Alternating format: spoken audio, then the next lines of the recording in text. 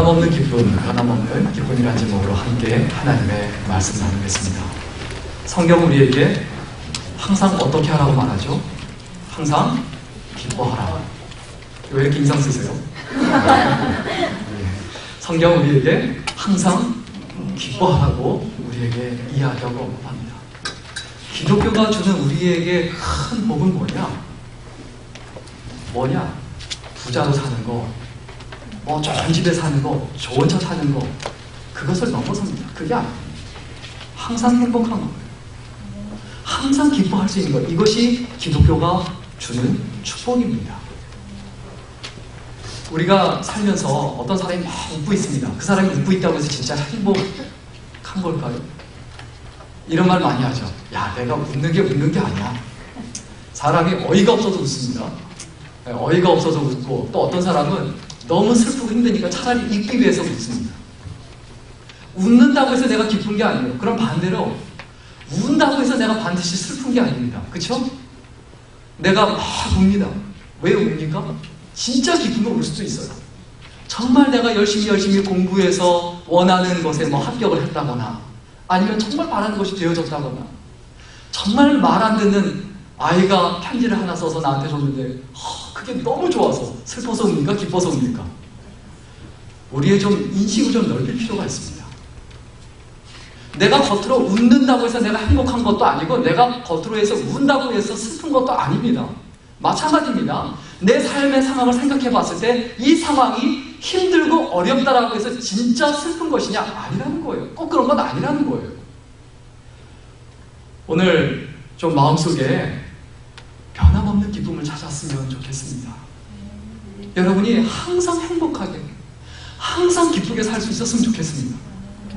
상황이 어떻든지 간에, 세상 사람들이 보기에 내가 어떤 상황이든지 간에 내가 울고 있든 웃고 있든 진짜 행복한 삶, 그 삶이 저와 여러분의 삶이 될 수 있기를 주의 이름으로 간절히 축원합니다. 그런데 하나님을 생각할 때 참 기분이 나빠요. 기분이 나쁜 게 있어요. 뭐냐면, 하나님이 공평합니까? 불공평합니까? 왜 대답을 제대로 안 하시고 자신이 없으세요? 하나님이 공평합니까? 불공평합니까? 공평합니다. 거짓말 하지 마세요. 하나님이 무슨 공평하십니까? 불공평하시지. 그렇잖아요. 누구는 키가 크고, 누구는 작고, 누구는 잘생기고, 누구는 못나고, 누구는 부자로 살고, 누구는 가난하게 살고, 누구는 미국에서 태어나서, 저도 저희 집 애들만 보면서 야, 진짜 좋은 시대에 태어났다. 아니, 저도 괜찮게 어렸을 때는 컸지만은 저희 집 애들만 보면서도 야, 불공평하다, 이런 생각이 들어요. 내가 아프리카 태어난 사람과 미국에 태어난 사람과 이건 너무 달라요. 자, 다시 여쭙겠습니다. 하나님이 공평합니까? 불공평합니까? 공평합니다. 저는 하나님께서 사실 공평하지 않다고 생각합니다. 그러나 공평하게 할 사명을 우리에게 주셨다고 생각합니다. 여기서 아멘이 크게 나오셔야 되는데 별로 관심이 없으신가 본데 그러시면 안 됩니다. 우리가 날마다 하나님 앞에 기억해야 되고, 아이들이 그럽니다. It's not fair. 매일 하는 말이 그거잖아요. 애들이 우리들한테 왜 엄마는 되고 왜 나는 안 되냐? 왜 아빠는 커피를 마셔도 되는데 왜 나는 안 되냐? 크면 다 알아. 별로 할 말이 없고, 왜 엄마는 되고 나는 안 되냐? 이러니까 불만이 되는 거예요. 왜 저 사람은 부자인데 왜 나는 가난합니까? 왜 저 사람은 예쁜데 나는 예쁘지 않습니까? 왜 저 사람은 돈을 잘 버는데 왜 나는 못 법니까? 저 사람은 왜 저런 남편을 만나는데 왜 나는 저런 남편을 만났습니까? 하나님께서 뭐라고 말하실까요? 거울 봐라. 농담이고, 이거는 정말 마음에 드지 마시고요. 그냥 잠기시라고 드린 말씀입니다. 우리가 살아가는 인생에서 우리가 날마다 기뻐하고 그리고 행복하게 살아갈 수가 있습니다. 그 부분에서는 공평해요. 어떠한 가운데서도 우리는 행복할 수 있다. 어떠한 가운데서도 우리는 기쁠 수 있다. 그래서 이 세상은 공평하다. 하나님께서 공평하게 하셨다. 그것을 만들기 위한 사명이 바로 우리에게 있다. 그것이 바로 세상을 정복하며 다스려야 할 이유다. 이것을 우리가 확고하게 믿고 살아가야 합니다. 그런데 세상에 흐름이란 게 있어요. 세상에 뭐가 있다고요? 이게 흐름이란 게 있어요. 물이 높은 곳에서 낮은 곳으로 흘러가죠. 그죠? 높은 곳에서 낮은 곳으로 물이 흘러가야 되는데 높은 곳에서 낮은 곳으로 흘러가지 않고 멈추면 그 물은 어떻게 됩니까? 그렇죠. 잘하시네요. 썩습니다. 맞습니다. 부유한 사람이 돈 많은 사람에게서 적은 사람에게도 흘러가야 돼요. 흘러가야 돼요. 그런데 어떻게 됩니까? 거꾸로 되죠. 돈 적은 사람에게서 어디에게로? 예, 많은 사람에게로 거꾸로 흘러간다는 거예요. 이 흐름이 거꾸로 됐다는 거예요. 잘못됐다는 거예요. 이건 사람이 그렇게 만드는 거죠. 이런 말이 있죠. 아는 것과 행하는 사이의 간격이 가장 크다. 인간에게 있어서 아는 것과 행동하는 것 사이의 간격이 가장 크다. 마찬가지입니다. 믿음과 행함은 하나이어야 하는데 예수 믿는 사람이 가지고 있는 그 믿음 그리고 그 행함 사이의 간격이 너무 커요. 그 간격을 메꿀 수 있는 게 뭘까요? 바로 사랑입니다. 인간의 사랑이 아니고 하나님의 사랑이에요. 하나님의 사랑이 믿음과 행함 사이의 간격을 메꿀 수가 있는데 그런데 그 간격을 메꿀 수 있는 그 사랑이 우리의 마음속에 자라나면 그만큼 우리가 어떻게 해야 됩니까? 내 인격이나 내가 살아가는 모습도 자라가야 합니다. 사랑은 우리에게 뭐라고 말합니까? 하나님의 사랑, 우리의 마음속에 있는 우리의 가슴 속에 있는 성경에서 말하는 사랑은 우리에게 뭐라고 말합니까? 용서하라고 말하는데 우리는 죽이고 싶습니다. 그죠?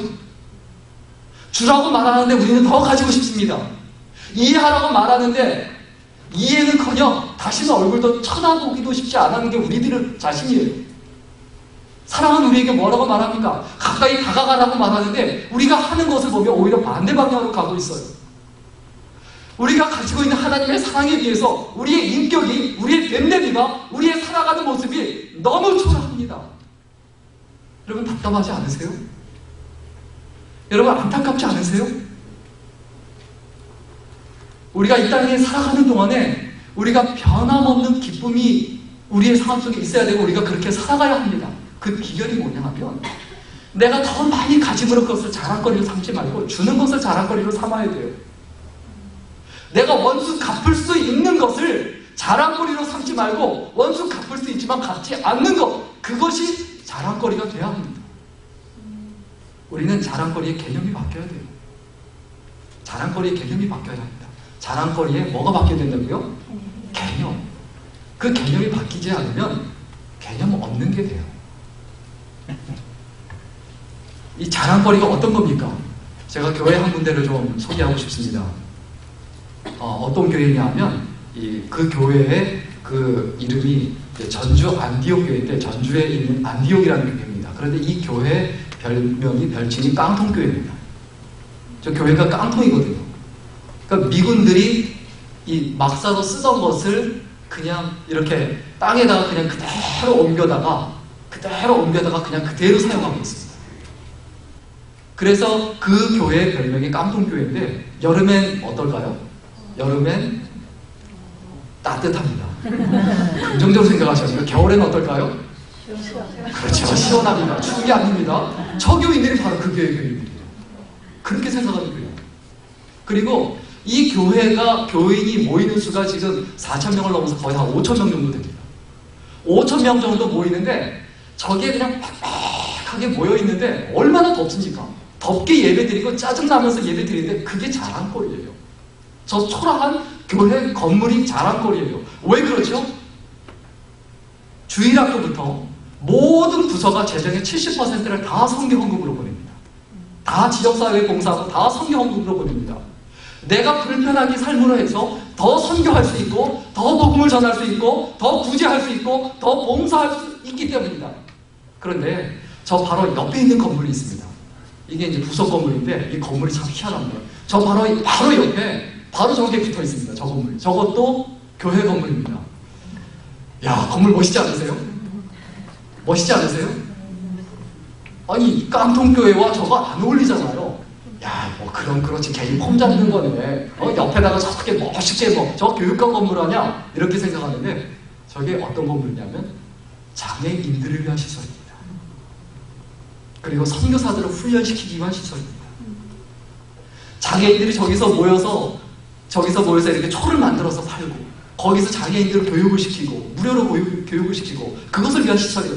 그것을 위한 시설에 대한 최선을 다해서 해놓고 또 목숨을 걸고 해외에 나가서 자기 가족과 그리고 또한 자기 자녀들 다 희생시키면서 해외에 나가서 목숨을 걸고 생명을 걸고 복음을 전하는 그 선교사 자녀들을 교육시키기 위해서 저기에서 가장 잘 만들어 놓고 그 아이들을 교육시키고 있습니다. 여러분 뭐가 자랑거리입니까? 우리 교회 크다, 우리 교회 교인 숫자 많다, 우리 교회 화려하다, 우리 교회 예쁘게 깨끗하게 잘 져놨다, 야 부럽다, 우리 교회도 그렇게 되고 싶다. 그게 자랑거리일까요? 우리의 마음속에 가슴속에 가슴 깊이 생각해 보았으면 좋겠습니다. 진정한 자랑거리가 무엇인가? 자랑한 것을 자랑해야 합니다. 세금을 내지 않고 남들 어렵게 하고 힘들게 해서 부자가 된 다음에 내가 이렇게 좋은 차 탄다, 내가 좋은 집에 산다, 이게 과연 진짜 자랑거리일까요? 이 교회 장로님이 좀 그런 얘기를 하세요. 기자가 가서 이런 질문을 합니다. 교회를 다시 이렇게 지을 생각이 없냐? 저 본당을 예배실을 다시 지을 생각이 없냐? 그래서 그 좁기도 너무 좁고 또 새로 본당을 지으면 교회가 가만히 무능할 수 있기 때문에 새로 짓자고 했어요. 그러니까 담임 목사님이 그 이동희 목사님이 그러시더라고 합니다. 교회의 가장 큰 목표는 불편하게 살자입니다. 불편하게 살자. 그리고 권리는 있고 의무는 없다. 뭐는 있고 뭐는 없다고요? 권리는 없고, 예, 권리는 없고, 예, 이거 거꾸로 생각하시면 곤란하죠. 제가 거꾸로 말씀드렸다고 해서 그대로 생각하시면 안 되고, 지금 우리들의 인식이 어떠한지 너무 당연하게 생각하는데, 권리는 없고 뭐만 있다고요? 예, 의무만 있다. 권리는 없고 의무만 있다. 이 부분에 역점을 두고 있기 때문에 다시 지울 수 없다는 거예요. 왜? 저것은 정신입니다. 신앙이 지배하는 정신이에요. 생활이에요. 삶이에요. 그래서 그것을 겉으로 드러내고 나타나는 겁니다. 또 한 분을 더 소개한 적이 있습니다. 제가 이 교수님을 제가 너무 많이 이야기해서 좀 죄송할 수도 있는데, 왜냐하면 그 교수님이 저한테는 자랑거리거든요. 이 교수님이 2003년에 제가 한국에 갔을 때 너무 제가 대학 때 이렇게 번역도 시켜주셔서 아르바이트 비용도 주시고 아침밥도 사주시고 참 많이 신경 써주셨어요. 교수님이 이럴 수도 있구나.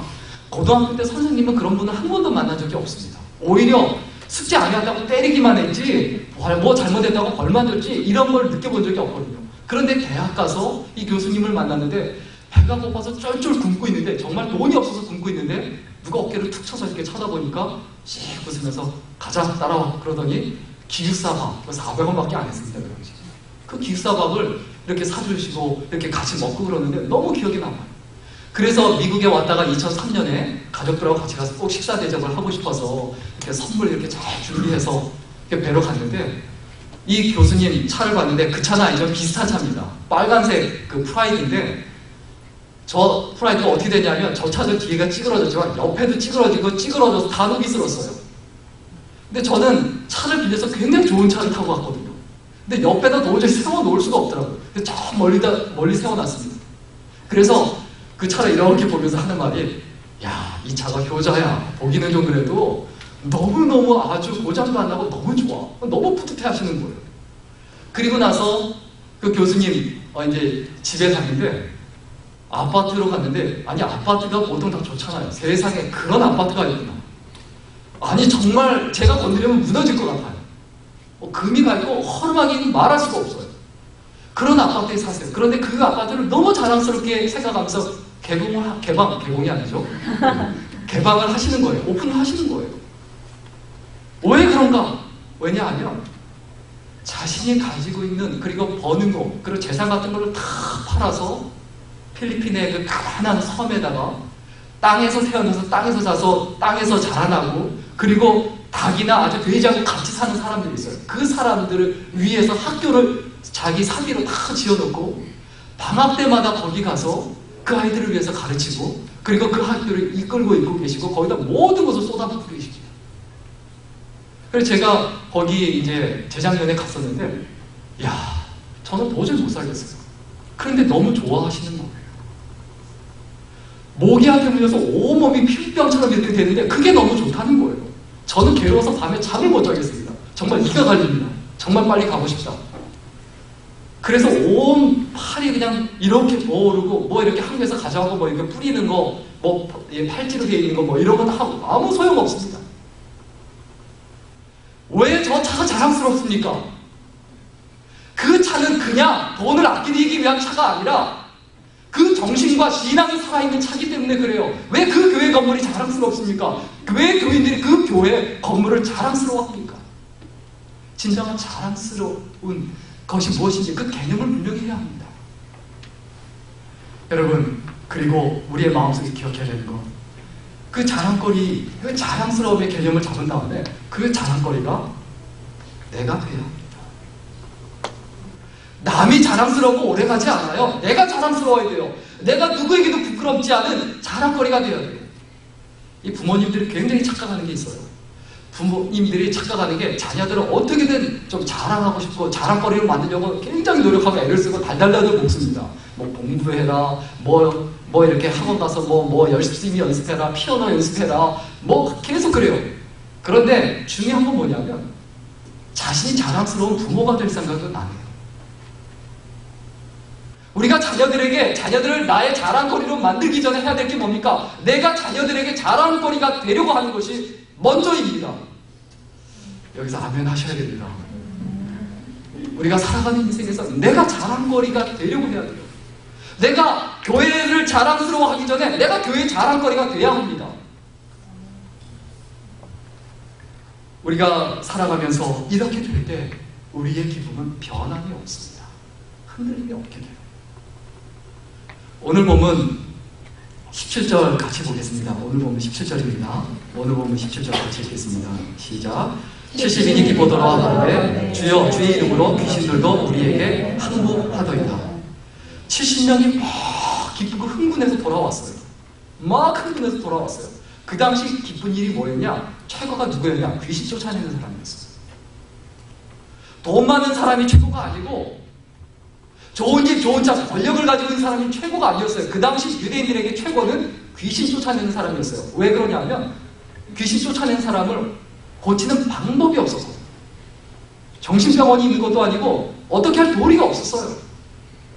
그리고 만약에 내 가족 중에 귀신 들려서 그렇게 살아가고 있는 사람이 있다 싶으면 그 가족들이 어떻습니까? 그 가족들이 너무 고통스러웠거든요. 그리고 그 주변에 있는 사람까지 괴롭습니다. 무섭습니다. 어떻게 근데 고칠 방법이 없었어요. 그런데 그 가운데서 제자들이 가서 이 귀신 들린 사람을 고치고 오니까 너무 기쁘고 흥분이 된 거예요. 막 즐거워하고 기뻐하니까 그거 가지고 기뻐하고 즐거워하지 마라. 그거 오래 안 간다. 네가 꼭 귀신을 고쳐야만 행복하겠느냐? 네가 꼭 네 뜻을 이루고 네 능력이 나타나고 네 이름이 드러나고 네가 하고 싶은 걸 하고 다른 사람이 박수를 쳐줘야 네가 행복하겠느냐? 언제까지 네가 그렇게 살 수 있겠느냐? 그렇게 살면 절대로 계속해서 행복할 수가 없다라는 것이 오늘 본문 내용입니다. 여러분, 우리가 이 세상에 사는 동안에 내가 자랑거리가 돼야 합니다. 자랑거리가 될 수 있는 가장 근본적인 비결은 뭘까요? 뭐냐면 주님의 이름으로 행하십시오. 주님의 이름으로. 내 이름으로 행하지 말고 내 이름 드러나게 하려고 하지 말고 나를 위해서 하지 말고 주님의 이름을 위하여 해야 된다는 거예요. 우리가 이 땅에 사는 동안에 모든 것을 주님의 이름으로 어떤 일을 하든지 간에 주님의 이름으로 하는 법을 배워야 합니다. 분노를 내더라도 주님의 이름으로 분노할 줄 알아야 합니다. 그 얘기는 뭐냐 하면 주님께서 분노할 만한 상황에서만 분노하고 그 외에는 바깥으로 화나 분노를 내지 말라는 겁니다. 내 이름 때문에, 내 자존심 때문에. 여러분, 자존심 다치면 굉장히 아주 실망이 되고 굉장히 힘드시죠. 그런데 내 자존심 때문에 부끄러운 꼴이 된다는 걸 잊어버리지 마셔야 합니다. 뭐 때문에 내가 부끄러운 꼴이 된다고요? 내 자존심 찾다가, 내 자존심 세우다가. 어느 지방대 학생이 자기가 서울대생이라고 속이고서 가회를 했습니다. 그러니까 가회가 잘 되더래요. 결국 잡혔죠. 그런데 자기가 그렇게까지만 해야지 살 수 있는 세상 굉장히 서글픕니다. 그러나 우리 마음속에 기억했으면 좋겠습니다. 예수님의 이름이 명문대보다도 못할까요? 예수님의 이름이 박사학위보다도 못하고 예수의 이름이 돈보다도 못할까요? 명예보다도 못할까요? 권력보다도 못할까요? 우리가 예수 그리스도를 믿고 하나님을 믿는 사람입니다. 그러면 우리가 어떻게 살아가야 합니까?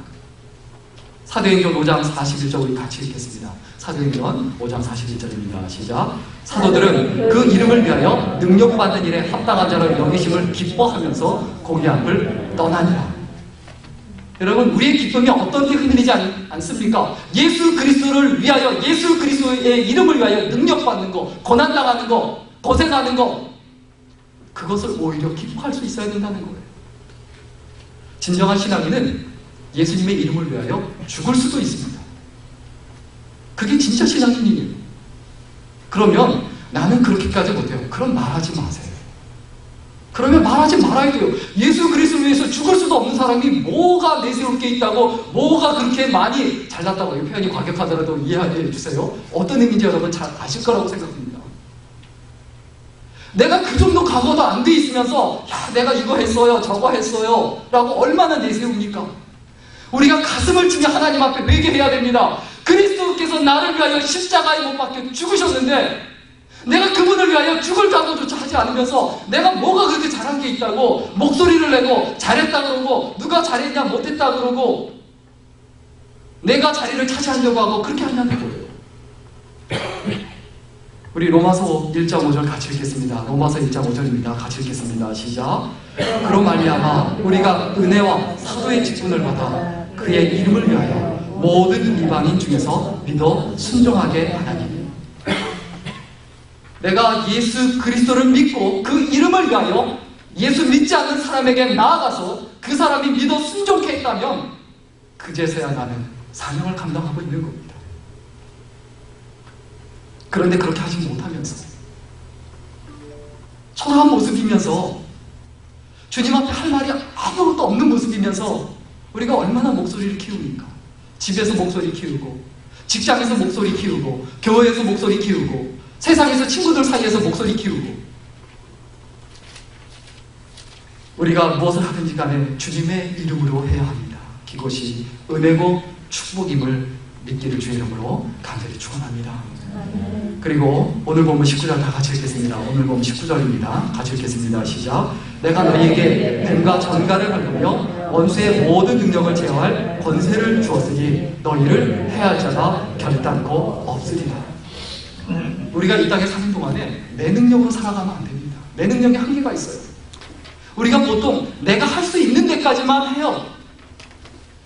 그거라도 하면 다행이에요. 그런데 하나님께서 우리에게 원하시는 건 뭡니까? 네 능력으로 하려고 하지 마라. 네 능력으로 귀신 쫓아낼 수 있느냐? 못한다. 네 능력으로 할 수 있는 게 뭐냐? 한 영혼이라도 구원할 수 있느냐? 네 남편, 네 아내, 네 자녀라도 구원시키고 똑바로 교육시키고 영혼 구원을 할 수 있느냐? 못하지 않느냐? 네 능력으로 살아가지 말고 내 능력으로 살아가라.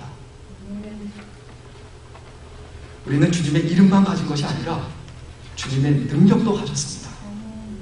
내가 자랑거리로 살아가려면 주님의 능력으로 주님의 이름뿐만이 아니라 주님의 능력으로 행할 줄 알아야 합니다. 주님의 권세로 기도해 주십시오. 주님의 권세로 봉사하고 섬기십시오. 주님의 능력으로 내가 해야 할 말을 하고 하지 말아야 할 말을 하지 말아야 합니다.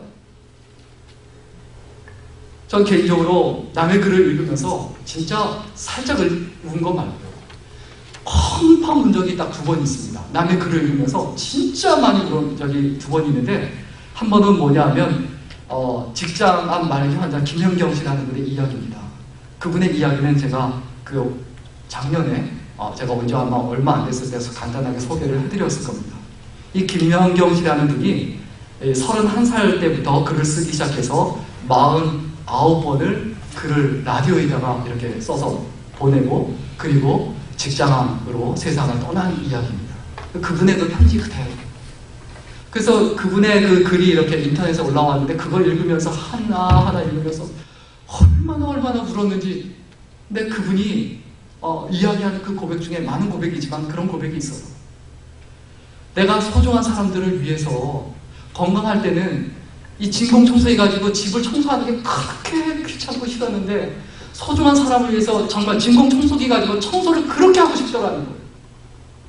그리고 음식하는 것이 그렇게 싫었는데 내가 사랑하고 소중한 사람들을 위해서 더 이상 할 수 없게 되니까 그게 너무 그렇게 소중하다라는 거예요. 그러니까 그 편지에 그렇게 써놨어요.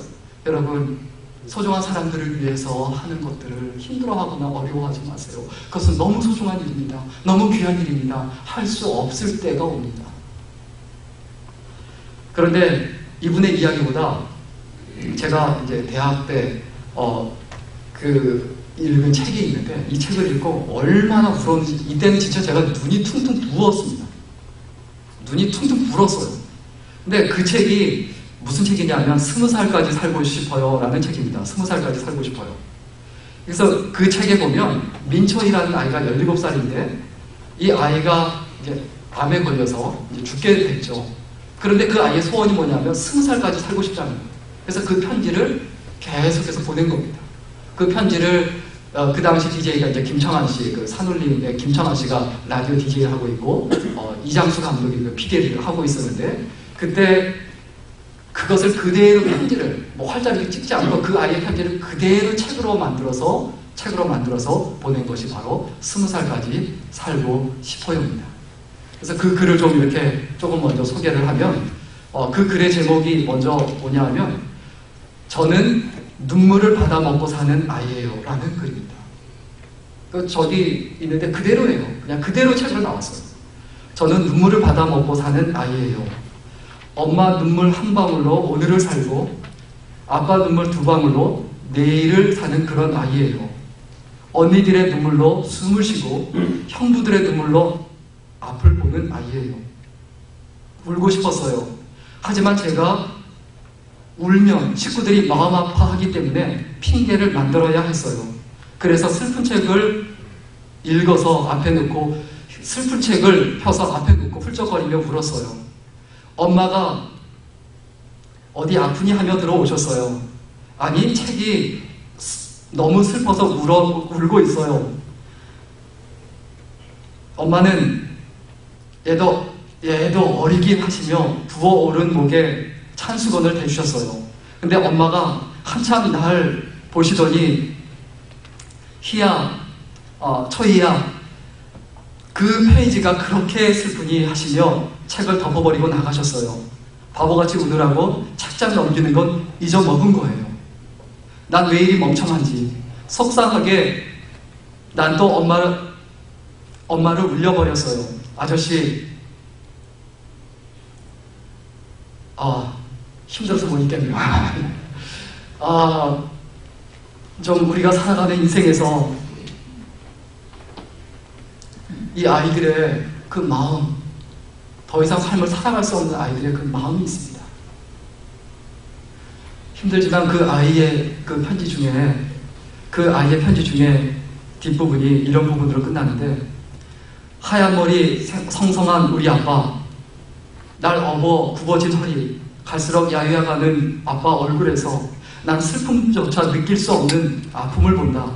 부모는 죽으면 땅에 묻고 자식은 죽으면 부모 가슴에 묻는다는 아빠의 술주정이 한없이 가슴을 때리는 이 밤, 난 울 수도 눈 뜰 수도 없어 이불 속으로만 파고든다. 이제 눈물이 마를 새도 되었건만 모두 불로만 되어 있는지 식구들 눈은 아빠 말 한마디에 연신 붉어진다. 떠나는 사람 가슴이 이리도 시린데 남는 사람 가슴은 얼마나 애릴까. 가더라도 긴 아픔은 가지고 가야 할 텐데 무거워진 마음에 몸은 땅속으로 자꾸 꺼져간다. 이젠 눈물조차 말라버린 내 눈에 또다시 물이 고여 아빠 얼굴에 떨어지면 아빠 눈에선 피가 흘러 내 가슴에 떨어진다. 이 아이의 이 글을 읽으면서 제가 그 당시 얼마나 울었던지. 근데 운 걸로 끝나지 않고 삶이란 이렇게 소중한 거구나. 하루하루가 시간이 이렇게 소중한 거구나. 이렇게 귀한 거구나. 그래서 그 아이의 그 소녀의 그 글을 통해서 정말 마음속에 열심히 살아야 되겠다. 게으르게 살지 말아야 되겠다. 내가 집이 어렵다고 해서 내가 돈이 없다고 해서 낭망할 것도 아니고 절망할 것도 아니고 내가 노는 데 빠져 내가 수학여행 가지 못하고 뭐 제주도 가지 못하고 내가 뭐 설악산 가지 못한다고 해서 슬퍼할 것도 없고 힘들어할 것도 없고 내가 진정으로 해야만 하는 것을 하면 날마다 살면 되겠구나. 이 소녀를 통해서 얼굴 한번 보지 못한 그 소녀를 통해서 너무나 많은 것을 깨닫게 됐습니다. 우리의 능력이 어디에 있습니까? 꼭 귀신을 쫓아내야 될까요? 꼭 부자가 돼야만 할까요? 꼭 좋은 집 좋은 차에 그런 걸 누리며 살아야지만이 내가 능력 있는 사람일까요? 진짜 능력 있는 사람은 어떤 사람일까요? 이 아이의 이 소녀의 초이의 기도라는 그 기도가 있습니다. 마지막 부분에 이것을 마지막으로 더 이상 힘이 없어서 더 이상 편지를 보내지 못하고 그 다음날 세상을 떠났다고 합니다. 그 떠났다는 것을 그 언니가 소식을 보냈다고 하는데 이렇게 기도를 써놨다고 해요. 하늘이시여 아버지시여 여기 보잘것없이 꺼져가는 생명 하나 당신께 바칩니다. 크지도 않고 화려하지도 않은 그러나 착하게 살려고 노력했던 소녀 하나가 당신께 천천히 생명을 바칩니다.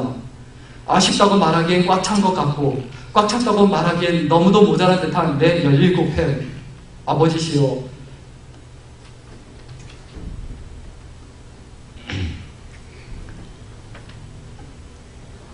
그 17회를 당신께 바칩니다. 한 번도 내 것이라고 느껴보지 못한 내 삶을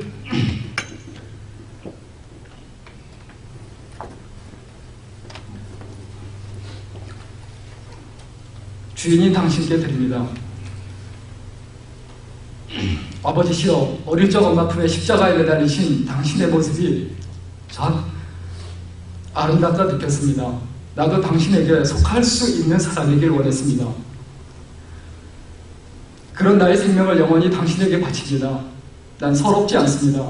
단지 영혼을 위해 영혼을 들이마신 것뿐입니다.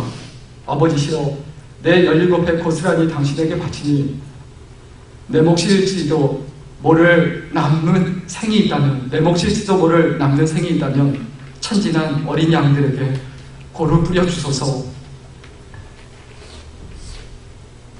이 아이가 이 짧은 생을 마감하면서 이런 글을 남겼는데 우리는 어떤 글을 남길 수 있을지 모르겠습니다.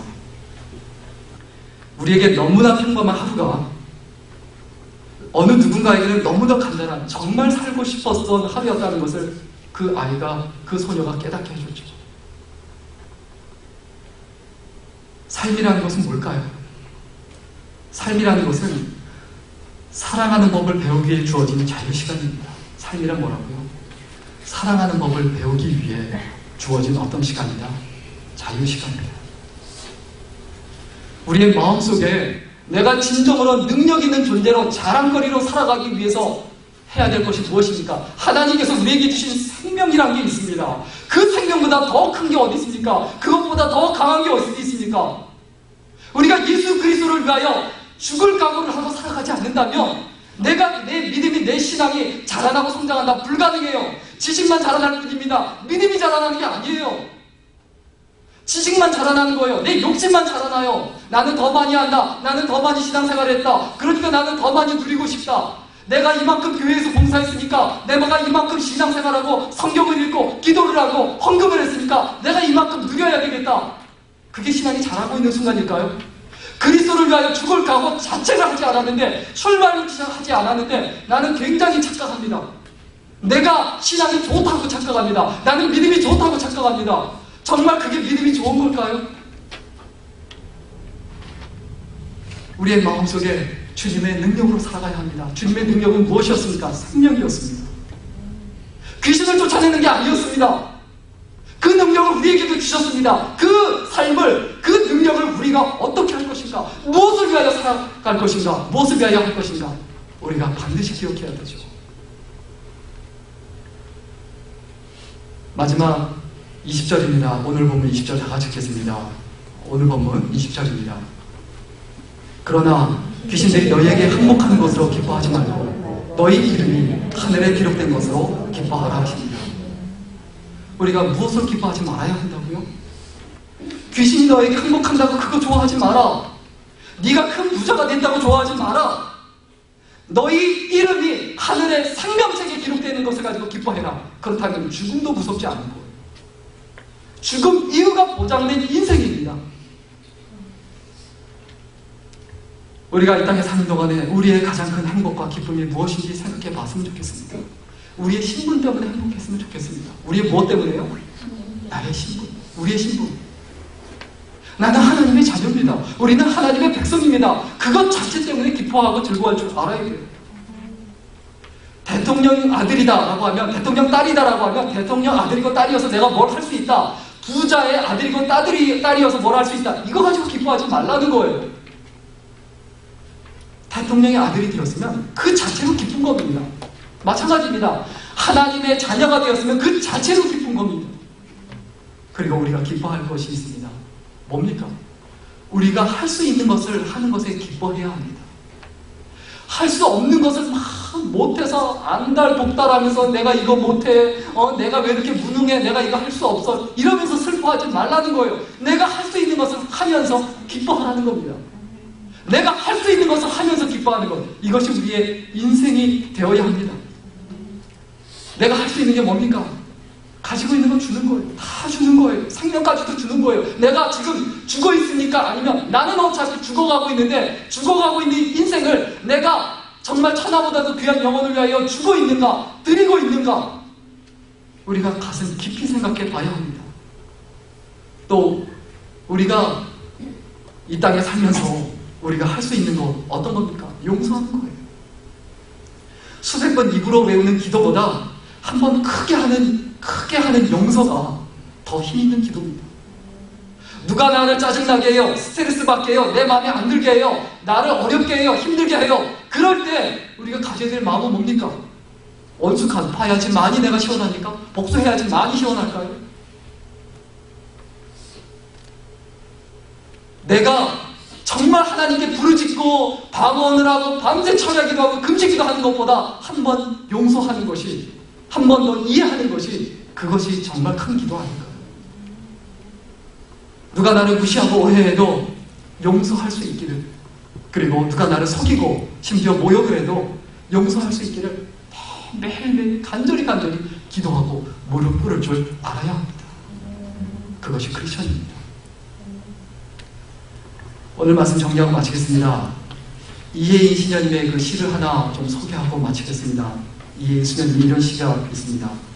삶이 통 재미없어 죽고 싶다고 푸념하는 그대, 사람들이 보기 싫어 무인도에라도 가고 싶다는 그대, 어디론가 떠나고 싶다는 그 말, 조금은 무책임한 습관적 표현이지요. 사람들이 없는 곳으로 떠나고 나면 사람들이 다시 그리워질 거예요. 복잡한 시장터에도 가고 싶고 많은 버스나 전철을 타고 싶을 거예요. 고약한 냄새조차 향기로 느껴질 거예요. 그러니 삶의 미운 정도 잘 가꾸며 씩씩하게 살아갈 궁리를 해보세요. 그러면 환한 문이 열릴 거예요. 나팔꽃처럼 웃게 될 거예요. 살아가면서 우리는 고운 점도 들지만 미운 점도 듭니다. 고운 점만 가꾸려고 하지 말고 미운 점도 잘 가꾸려고 해야 됩니다. 그게 우리의 마음이 되어야 돼요. 그게 주님의 마음입니다. 그게 우리가 살아가야 할 방식입니다.